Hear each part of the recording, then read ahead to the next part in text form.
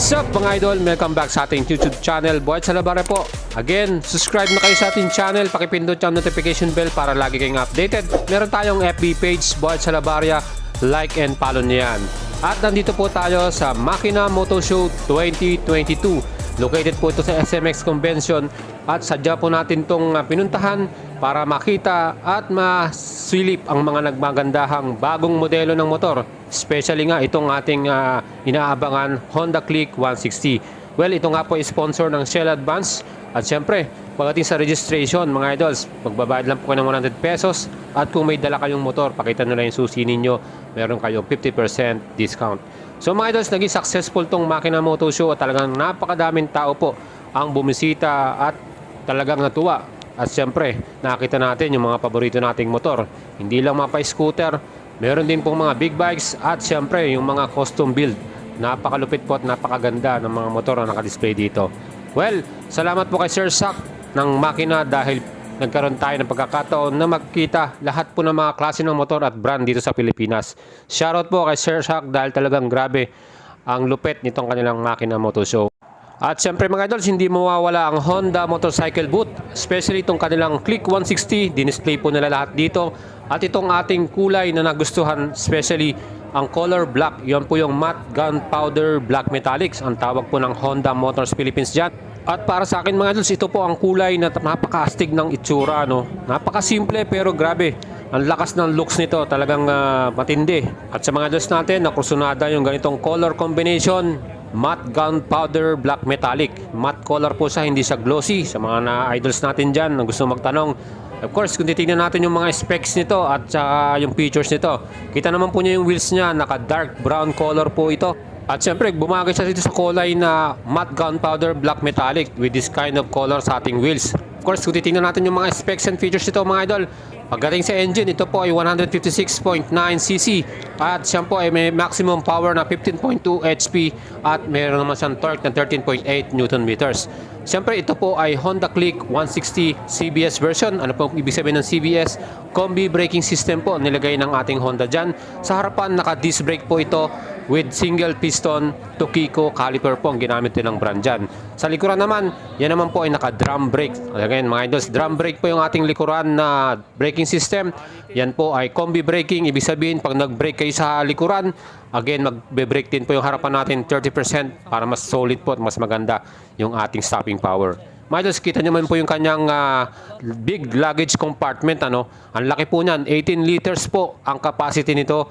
At syempre, talaga naman po marami tayong madadalang gamit dahil dyan. Ito naman kanyang fuel tank. May capacity naman po ito na 5.5 liters. Ganun po kadami may lalagay nating gasolina dito.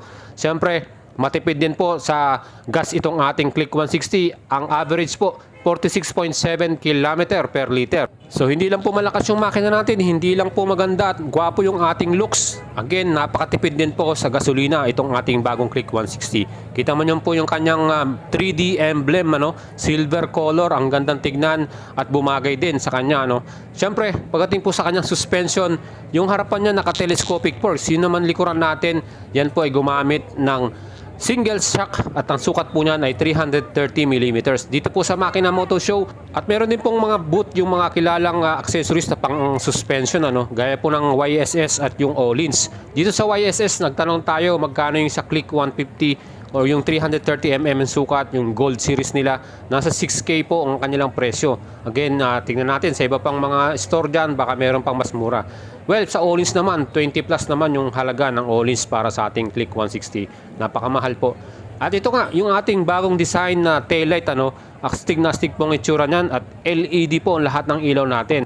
Ito yung the best sa Honda, pagdating sa mga ilaw, talagang kumpleto, full LED lightings po ang nilagay nila dyan. Mapa signal light man yan, mapa headlight at syempre tail light. Kita nyo yung kanyang design, astig, talagang moderno, So mga idols, itong ating new headlight design, makikita nyo talagang ganda, Syempre pa, isa sa mga features nila dito, yung Honda Smart Keyless System. Katabi na rin yung bukasan ng ating seat. Napaka-convenient po para sa atin na i-on or switch on ng ating engine plus buksan ng ating mga upuan pagka ganyan mga idols. Siyempre pa, meron din niyang equip na answer back system. Pag nasa parking area tayo, hindi mo makita yung motor mo, pindutin mo lang yan at tutunog po yung motor natin, makikita natin kagad. At siyempre, para sa safety, meron siyang anti-theft alarm. Ayan po mga idols, meron siyang compartment sa left side. Andyan, no, kitang-kita nyo yung kanyang new USB charger. So pwede na tayo mag-charge ng ating smartphone, ng ating cellphone. Especially kung ito po ay gagamitin yung mga pang-business, ano, hindi na kayo malolobat. At meron siyang compartment, pwede nating ilagay yung ating cellphone dyan. Well, isa pa sa the best dito, andyan pa rin po yung ating park brake lock. Yan. Pag nagpa-park po tayo sa mga steep na lugar, yung mga medyo matarik, para maging safe po yung motor natin, hindi tumumba, i-center stand natin yan, or i-park natin dyan, i-lock mo lang yung ating park brake lock na yan, hindi na po gagalaw yan. Safe na po yung motor natin. Kita nyo yung kanyang side mirror. Again, ang ganda rin na itsura, no? Of course, yung kanyang fully digital instrument panel. Yan din yung the best dito sa Honda, no? Full package na po. Yan po yung mga benefits na mapakukuha natin para dito sa ating bagong Click 160. Isa pa dyan, meron tayong Honda stop and start system, yung idling stop and start, kung saan pag nasa traffic light tayo 3 seconds mag-i-stop yung ating engine, mamamatay. Again, kung gusto niyo, kung under na tayo, i-throttle mo lang yan at talagang yan po ang the best dyan, mas makakatipid tayo sa ating gasolina. Well, hindi lang po dahil dyan, marami pang mga modern specs tong ating motor na to, no? Talagang sulit po naman ang ating ibabayad para dito sa ating bagong brand new Honda Click 160. Again, ang kulay po na ito ay matte gunpowder black metallic. Napaka-astig po ng forma niya. Simple lang pero ang ganda, ang astig po ng looks niya. At syempre kung ano pa yung mga nakalimutan nating isabihin sa inyo, meron din siyang side stand at yung kanyang center stand.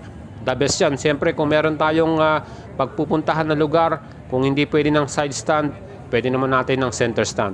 So yan po yung ating battery, nandyan sa gitna na yan. Diyan po nakalagay yan. At syempre, dahil dyan sa tinatawag nating middle flat footboard na yan, again, meron tayong another convenient para sa ating pag-ride. Hindi tayo mahirapan, komportable tayo dyan. At the best dito yung ating seat, ano, ang sukat po niyan, seat height, 778 mm po ang sukat niyan mga idols. So sa ganyang seat height, panalo po yan para sa ating mga Filipino riders. Hindi po kataasan at kayang-kaya niya po mag-flat footed dyan. So mga average Filipino height natin, 5'4", 5'5", 5'6", wala pong problema dyan. Kayang-kaya niya pong idalin tong motor na to. At talagang easy to handle po ito dahil magaan lang po yung ating Click 160. Ang total weight po nito ay 116 kilograms. Ganun na po kagaan yan. At yung ating compression ratio para sa ating Click 160, 12.0/1. Ganun na po kalakas yan. Again, itong ating makina ay naka 4 valves na at merong ESP Plus engine. Ganun po yung kagandahan nito. Hindi lang po basta maganda yung looks, malakas din po yung makina. So mga idols, kung gusto nyo po, kursunado nyo yan, again, meron tayong FB page, Boy Salabara, pwede kayo mag-PM dyan. Like and follow nyo yung ating FB page. At subscribe na kayo sa ating YouTube channel. Mga idols, pindutin nyo yung notification bell dahil marami pa tayong moto news update para sa inyo. Salamat po at ride safe sa lahat.